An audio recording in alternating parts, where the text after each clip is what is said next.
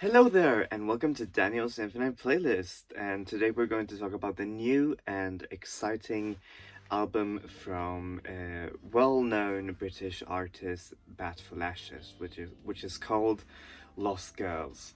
For those of you who don't know who Bat for Lashes is, well, Bat for Lashes is the moniker or solo project of Natasha Khan. She's made a lot of albums right now, each one detailing sort of concepts surrounding a story, which can be both fantastical or intensely personal. And she's been very well. She's been making a name for herself as being an exquisite, a great songwriter and instrumentalist, and especially like in the song Daniel, or the other song that's called Laura.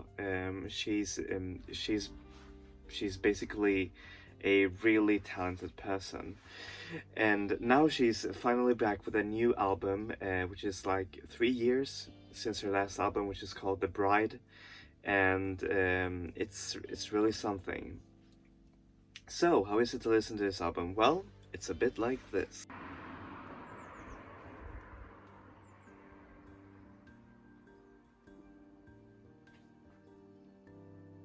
Alright, I'm going to show you the CD unboxing right now, and here's the album cover.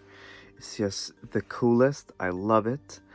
And here's the backside, which is kind of like some of the visual storytelling of what this album is about. And then you see here, like inside, also this is so cool. There's a vinyl version as well, which is a little bit more exclusive than the CD version. I think that you could pre-order it with Natasha Khan's own signature. Anyways, here's the booklet. It includes some really nice images and the lyrics of the songs. Here you go. And some really cool pictures, and yeah. That's it for the unboxing. Oh, and if I wasn't clear enough, well, that's Natasha Khan on the cover right there. Alright, now back to the actual review. How is this album musically? Well, musically, this album is very much an, how do you say, a homage to 80s music, especially 80s synth pop music. And Bat for Lashes has stated herself that she's been very, how do you say, very inspired by this era during the writing and recording of this album. So, stating influences like John Williams or Bananarama or Cyndi Lauper in the making of this album. And this album is actually kind of like a like musically, it's very much as if she just dived into the world of the music, of the song Daniel, and just expanding upon it. And usually her albums are very, how do you say, diverse instrumentally, but there's always like this synth pop 80s beating heart, like in the underground, like under it all. And here you can actually see it just come forward. The instrumentation on this album is actually a little bit more sparse than on her other albums, where you could see like a lot of different instruments just being blended together. And this album is a little bit more confined to the spaces that synth pop and drum machines and all of that do, and it's made to a really great in a really great way. There's like this instrumental track that's called Vampires, which uses saxophone, which is just so beautiful. It feels very, like a fragrant 80s track, which I really really love. And then there's the use of organs in the song The Hunger, which is sorry, organ in the song The Hunger, which is just really really good. And she manages to convey those really epic torch-like song moments that she's very known for, and just maximize them. But at the same time, they just feel kind of very, how do you say, like they feel very minimal, but at the same time, the emotions are just so big that you just can't help but feel with her. Lyrically, so yeah, how is this album lyrically?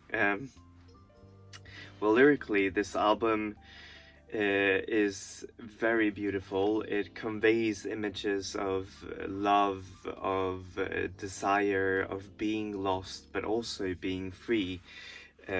Especially the song "Kids in the Dark," which has actually garnered a lot of how do you say listens on the streaming devices, which is it's a really anthemic song.